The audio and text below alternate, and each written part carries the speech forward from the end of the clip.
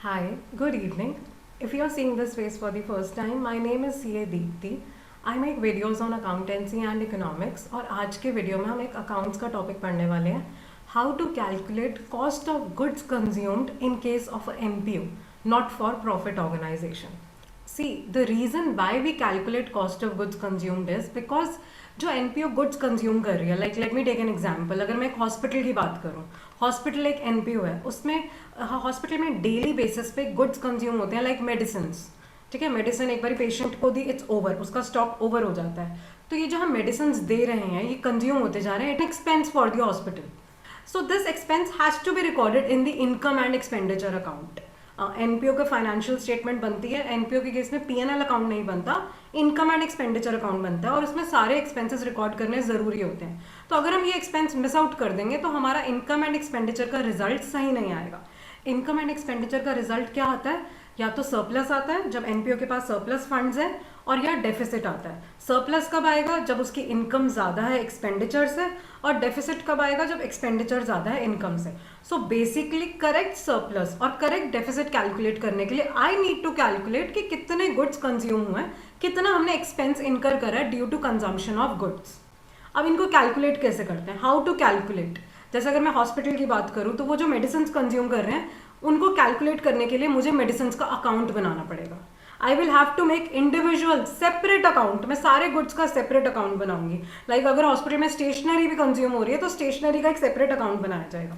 NPO में जो भी गुड्स कंज्यूम होंगे separate account. I've given various examples of goods on the screen. Like office में अगर कोई NPO का ऑफिस है, स्टेशनरी कंज्यूम हो रही है. हॉस्पिटल के केस में मेडिसिन कंज्यूम हो रही है. अगर आपका स्पोर्ट्स क्लब है, गाइस स्पोर्ट्स क्लब भी एक NPO है. क्या पर्पस होता है इनका? Not to earn money but to promote the health of the people. तो यहाँ पे स्पोर्ट्स मटेरियल कंज्यूम हो रहा है. Sports material is like for example shuttlecock खराब हो जाती है consume because of repeated playing. बार बार उसको यूज़ करते हैं, वो खत्म हो जाती है, खराब हो जाती है. बहुत सारा स्पोर्ट्स मटेरियल कंज्यूम होता है. It is an expense for the club जो हमें कैलकुलेट करना जरूरी है. और कैसे कैलकुलेट होगा? उसका एक सेपरेट स्टॉक अकाउंट बना के. ये बात याद रखना गाइस, स्टॉक एसेट है और उस पर एसेट के रूल्स लगेंगे. एसेट जब इंक्रीज होता है तो वी डेबिटेड, और जब एसेट डिक्रीज होता है तो हम उसे क्रेडिट करते हैं. आज की क्लास में मैं आपको यही बताने वाली हूँ, how to prepare such stock account and how to calculate cost of goods consumed. Guys मैं TS गरेवाल का क्वेश्चन नंबर 27 सॉल्व करने वाली हूँ और इसी क्वेश्चन की हेल्प से मैं आपको एक्सप्लेन करूंगी कि हम कैसे कैलकुलेट करते हैं, कैसे स्टॉक का अकाउंट प्रिपेयर होता है. क्वेश्चन है guys, calculate the amount to be posted in the income and expenditure account for the year ended 31 March 2021. Stock of stationery given है ऑन 1 अप्रैल 20. गाइस 31 मार्च 2021 को मुझे स्टॉक अकाउंट बनाना है. तो ये जो 1 अप्रैल 2020 है ये ओपनिंग स्टॉक गिवन है कि ईयर की स्टार्टिंग में हमारे पास इतनी स्टेशनरी थी. Payment made for stationery during the year ended 31 March 2021. इसका मतलब इतनी स्टेशनरी हमने पूरे साल में और परचेज करी है. And stock of stationery on 31 March 2021, ये गाइज हमारा क्लोजिंग स्टॉक है स्टेशनरी का. तो गाइज इसमें मुझे ये कैलकुलेट करना है कि कितनी स्टेशनरी हमने कंज्यूम करी है. तो गाइज उसके लिए I will have to make stationery account. I will prepare stationery account. और मैंने अभी आपको बताया ये स्टेशनरी है, गुड्स है, हमारा एसेट है. एसेट का रूल फॉलो करेंगे गाइस. डेबिट साइड पे इसका ओपनिंग बैलेंस आएगा. I will write over here to balance brought down. Opening stock कितना गिवन था क्वेश्चन में? 1500. क्लोजिंग स्टॉक ऑपोजिट साइड पे आएगा by balance carried down. Closing stock question में गिवन है 250. एंड जो एक्स्ट्रा स्टेशनरी परचेज करी है, payment made for stationery during the year ended, we have purchase more stationery, हमने उसके लिए पेमेंट करी है. स्टेशनरी इंक्रीज होता है तो गाइस डेबिट लिखते हैं. I write it on the debit side to bank account. This is like fresh stationery purchase during the year 5400. Guys बस ये हमारा अकाउंट बन गया. I just have to close this account. Debit side heavier है 6900. I will write on both sides. And guys, balancing figure will be transferred to income and expenditure account. Guys, ये जो balancing figure आएगी, this is the actual stationery consumed during the year. और यही जाएगा income and expenditure account में उसके debit side पे, और ये आ रहा है guys 6650.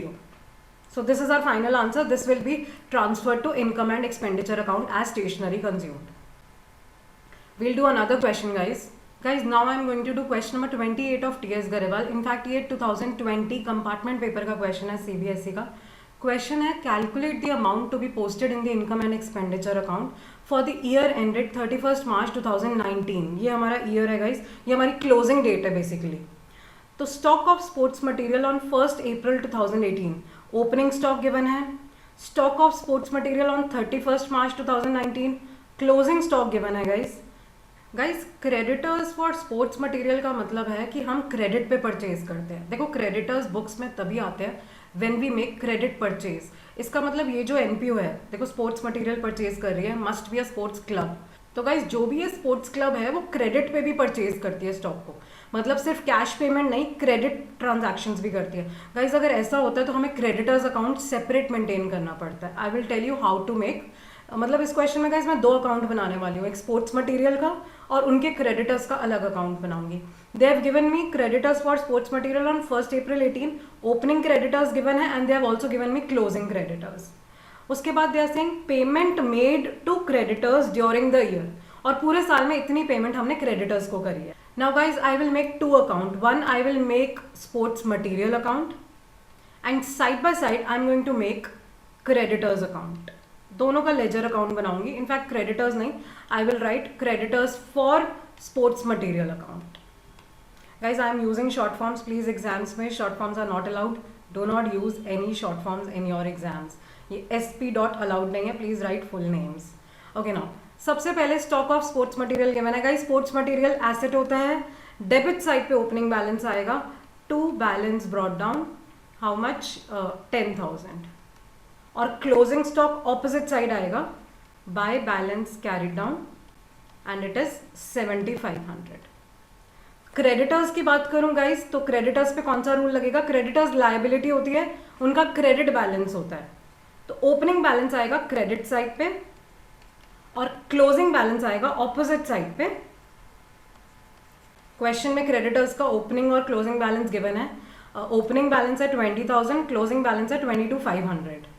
Opening balance is 20,000, closing balance is 22,500. और एंड में गाइस क्वेश्चन में गिवन है amount paid to the creditors. अब देखो गाइस, आप जब क्रेडिटर्स को पेमेंट करते हो तो आपके क्रेडिटर्स रिड्यूस हो जाते हैं. आपने क्रेडिटर्स को पेमेंट कर दी गाइस, इसकी जर्नल एंट्री होगी क्रेडिटर्स डेबिट टू बैंक. आपका बैंक बैलेंस कम हो गया तो क्रेडिटर्स कम हो जाएंगे गाइस. लायबिलिटी कम हो जाती है तो हम डेबिट साइड पे रिकॉर्ड करते हैं. I will write it on the debit side to bank account. कितना अमाउंट है 1 लाख रुपीज. गाइस क्वेश्चन में जो भी डिटेल गिवन थी हमने उसे इनकॉर्पोरेट कर लिया. ना how to close this account. इनको क्लोज कैसे करना है. सबसे पहले क्रेडिटर्स अकाउंट क्लोज करेंगे. गाइस इस अकाउंट की जो बैलेंसिंग फिगर आएगी it will be transfer to sports material account. ये बेसिकली है क्या, हमने पूरे ईयर में जो क्रेडिट परचेज करे हैं, देखो जो क्रेडिट परचेज करे होंगे उसकी वजह से हमारे क्रेडिटर्स इंक्रीज हुए होंगे, तभी वो क्रेडिट साइड पे आ रही है इसकी बैलेंसिंग फिगर. एंड गाइस इसकी बैलेंसिंग फिगर आ रही है 102,500. ये क्रेडिट परचेज हुई है, इससे हमारा स्पोर्ट्स मटेरियल इंक्रीज हुआ है. हमारा स्पोर्ट्स मटेरियल इंक्रीज हुआ है, एसेट इंक्रीज हुआ है, डेबिट साइड पे आएगी गाइस. इस अमाउंट को मैं यहाँ ट्रांसफर करूंगी. I will write to creditors account. ये है क्या basically, this is the credit purchase of sports material which is 102,500. Guys मैंने क्रेडिटर्स अकाउंट क्यों बनाया है. What is the purpose of preparing creditors account. To calculate credit purchase. ये याद रखना, हम क्रेडिटर्स अकाउंट क्यों बनाते हैं, ताकि हमें क्रेडिट परचेज मिले. वो क्रेडिट परचेज हमें स्पोर्ट्स मटेरियल में रिकॉर्ड करनी पड़ती है. अब गाइस जो बैलेंसिंग फिगर आएगी that will be the actual amount which I transfer to income and expenditure account. ये एक्चुअल स्पोर्ट्स मटेरियल कंज्यूम्ड अब कैलकुलेट हुआ है.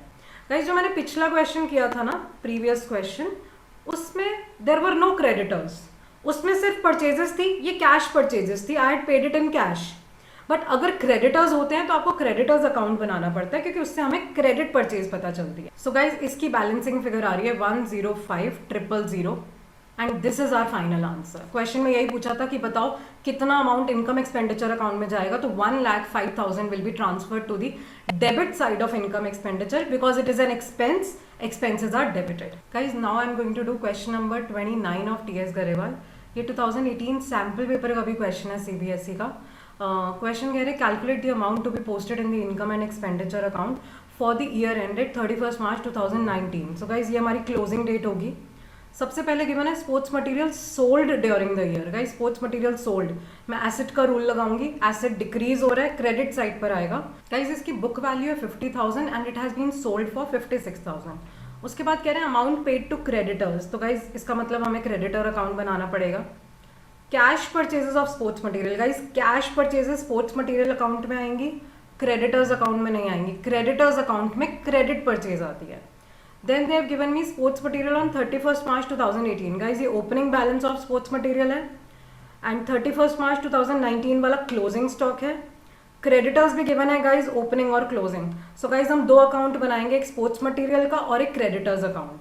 Let us make two accounts guys, एक sports material account बनाएंगे and I will also make creditors account. Now guys सबसे पहले sports material sold during the year. Asset sold हुआ है guys, asset reduce हुआ है, क्रेडिट साइड पे आएगा। I will write over hair by bank account. कितने का सेल हुआ है 56,000, बट उसकी बुक वैल्यू से 50,000 थी, सो दैट मीन्स 6,000 का प्रॉफिट हुआ है। Guys I will record profit also. Profit है P&L अकाउंट, क्रेडिट होगा guys. I write it on the debit side of sports material to P&L account. How much 6,000। Next have given amount paid to creditors. Guys ये creditors account में आएगा। Amount paid to creditors to bank account, क्योंकि creditors कम हो गए, it will come on the debit side. Amount है amount paid to creditors 91,000। Okay next guys given है हमें cash purchase of sports material. Guys वो स्पोर्ट्स मटेरियल अकाउंट में आएगा to bank account. Debit side पे I will write cash purchase, क्योंकि इससे stock बढ़ रहा है। जब एसेट बढ़ता है तो it comes on the debit side which is 40,000 rupees. Opening sports material का ओपनिंग स्टॉक गिवन है डेबिट साइड पे guys, to balance brought down 50,000। Closing stock will come on the closing side which is 55,000।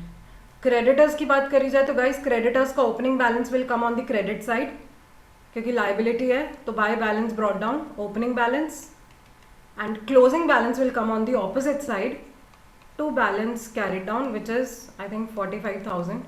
I'll just confirm the amount, 37,000, 45,000, right? Guys हमने सारी entries accounts में post कर दिया। सबसे पहले क्रेडिटर्स अकाउंट क्लोज होगा। I can see guys balancing figure credit side पे आ रही है, तो वो क्या होगी, हम उसे स्पोर्ट्स मटेरियल अकाउंट में ट्रांसफर करेंगे। It will B basically credit purchase made during the year. जितनी हमने क्रेडिट परचेज करी है वो आती है क्रेडिट साइड पे क्रेडिटर्स के, उसी वजह से क्रेडिटर्स इंक्रीज होते हैं।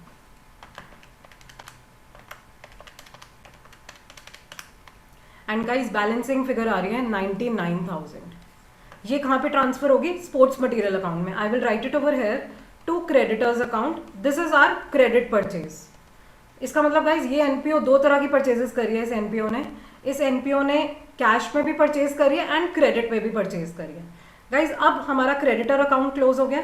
Now I have to close sports material account, और इसकी जो बैलेंसिंग फिगर आएगी it will be transfer to income and expenditure account. This is the actual sports material consumed during the year and the balancing figure is, guys balancing figure आ रही है 84,000 and now our question is done. Answer is 84,000। उन्होंने यही पूछा था calculate the amount to be posted in the income and expenditure account, it will B 84,000। Guys इस पूरे दोनों अकाउंट्स में से इनकम एंड एक्सपेंडिचर अकाउंट में 84,000 जाएगा एज कंज्यूम्ड, और जो प्रॉफिट हुआ था on sale of sports material it will also be transfer to income and expenditure account on the credit side 6,000 rupees. और कुछ इसके अलावा गाइज इनकम एक्सपेंडिचर में नहीं जाएगा, because there is neither any expense और एनी अदर इनकम। ये दो amounts will be transfer to income expenditure account. Guys next question I am going to do is question number 30 of TS Grewal and ये CBSE 2020 board paper का question है। Question read करते हैं guys. Calculate the amount of medicine consumed during the year. Again वो हमसे यही calculate करने के लिए कह रहे हैं, calculate the goods consumed. Rule क्या है, I will have to prepare the stock account, I will have to prepare the medicine account. कुछ इन्फॉर्मेशन दे रहे हैं guys. Stock of medicine on 1 April 2018। So guys अगर मैं डेट्स कंपेयर करूँ, so this is opening stock, creditors for medicine on 1 April 2018। Guys इसका मतलब मुझे दो अकाउंट बनाने पड़ेंगे, स्टॉक अकाउंट भी और मेडिसिन अकाउंट भी और क्रेडिटर्स अकाउंट भी। Then they are giving me stock of medicine on 31 March 2019। Guys ये क्लोजिंग स्टॉक हो गया। Creditors for medicine on 31 March 2019। Guys ये क्रेडिटर्स का क्लोजिंग बैलेंस हो गया। Then they have given me advances for medicine. Guys ये एक नई चीज़ होएगी। गाइज एडवांस का मतलब है हमने अपने क्रेडिटर्स को, हमने अपने सप्लायर्स को कुछ एडवांस में पैसा दे दिया। It is an asset, it is not a liability. आप किसी को पैसा एक्स्ट्रा दे रहे हो, एडवांस में दे रहे हो, इट्स एन एसेट।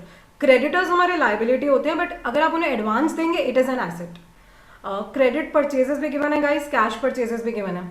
गाइज इन्होंने इस क्वेश्चन में क्रेडिट परचेजेस हमें ऑलरेडी दे रखे हैं, मुझे क्रेडिटर्स अकाउंट बनाने की नीड ही नहीं होगी, बिकॉज क्रेडिटर्स अकाउंट तभी बनाना होता है जब हमें क्रेडिट परचेज ना गिवन हो। And since credit purchases are given guys, I need not make creditors account, मैं सिर्फ मेडिसिन अकाउंट बनाऊंगी एंड मेरा आंसर आ जाएगा कि कितनी मेडिसिन इस साल कंज्यूम हुई हैं। Let us make guys medicine account.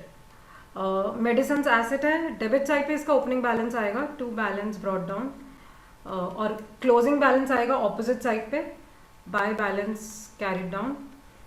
Opening balance given है 60,000, देन क्लोजिंग बैलेंस गिवन है 10,000।